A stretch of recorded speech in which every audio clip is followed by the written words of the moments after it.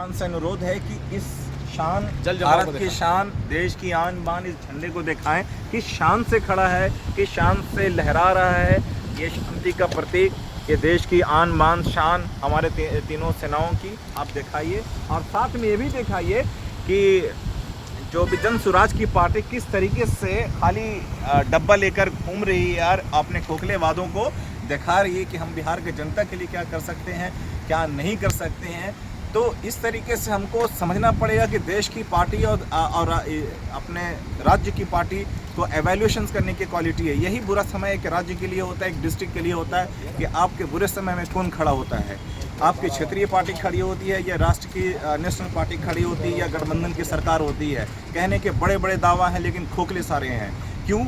इसलिए मैं कहना चाह रहा हूँ कि सरघाटी कई वर्षों से बाढ़ प्रभावित क्षेत्र है, कई लोग विस्थापित हो जाते हैं, बड़ी डिज़ास्टर जो नेचुरल है उसको फेस करते हैं। बाढ़ के बाद कई बीमारियों से ग्रसित होते हैं। हमारी हेल्थ व्यवस्था जो सरघाटी की है बहुत ही ग्रसित है, कुछ भ्रष्ट नेताओं की वजह से, कुछ भ्रष्ट कर्मचारियों की वजह से, कुछ भ्रष्ट अधिकारियों की वजह से सरघाटी की ये स्थिति है। काफ़ी लोग जो है एक तो बाढ़ से ग्रसित होते ही हैं, जगह ज़मीन से ग्रसित हो जाते हैं, माफियाओं से ग्रसित होते हैं, चाहे वो बालू के हों चाहे वो ज़मीन के हों।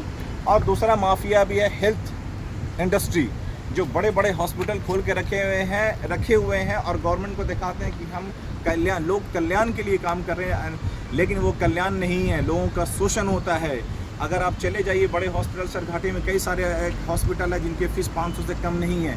गरीब लोग सरकारी हॉस्पिटल अप्रोच करते हैं, लेकिन उस सरकारी हॉस्पिटल अप्रोच करने के बाद डॉक्टर की फैसिलिटीज़ नहीं होती है, इमरजेंसी सेवा में डायरेक्ट गया भेजा जाता है। तो क्या हमारे अनुमंडल, क्या हमारा ये नगर परिषद इसको ध्यान देता है? नहीं देता है। शहर के चारों तरफ गंदगी फैली हुई है, वो देखिए चारों तरफ गंदगी है जो बड़ी बीमारियों का संकेत देता है।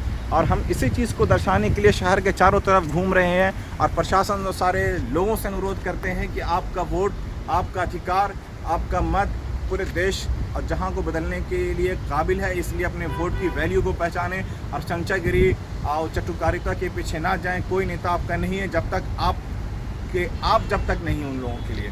तो जनता से सरकार चलती है। अब्राहम लिंकन ने कहा था जनता से बड़ा कोई ताकतवर नहीं है। और ये लोग आएंगे, इमोशनल अटैचमेंट करेंगे, इमोशनल ब्लैकमेल करेंगे, फलानी पार्टी, लेकिन कोई किसी का पार्टी नहीं है, ठीक है।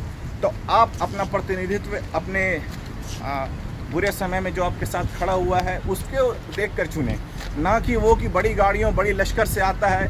तो ये जो है आज भी अमीरों का शोषण है, बड़े नेताओं का गरीबों का शोषण है। ये दिखाने के लिए 10-20 गाड़ियाँ से आएंगे और आपको प्रभावित करें कि हम आपके हमदर्द हैं, लेकिन ऐसा कुछ नहीं है। ग्राउंड रियलिटी कुछ नहीं है। आप अगर ज़मीनी स्तर की हकीकत देखिएगा तो आप रूबरू होइएगा, सच्चाई से वाकिफ़ होइएगा कि आपकी बेसिक नेसेसिटीज़ कहाँ पे है। 5 साल में हेल्थ व्यवस्था नहीं सुधरी, 5 साल में आपकी प्रशासनिक व्यवस्था नहीं सुधरी, भ्रष्टाचार उच्च लेवल पे है। कोई भी अधिकारी सब काम नहीं करा सकते हैं। ब्लॉक के CEO का काम नहीं होता है बिना फंडिंग किए, बिना पैसा दिए हुए।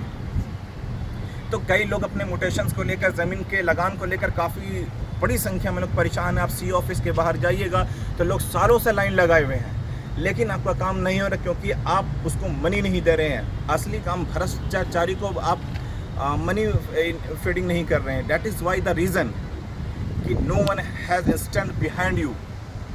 तो आज हम इस चीज़ को देखने के लिए और समझने के लिए, सरघाटी की जनता को जागरूक करने के लिए सोशल मीडिया प्लेटफॉर्म से आपको बताना चाहते हैं कि आप अपनी फैसिलिटी और अपने अधिकार के लिए खुद लड़िए।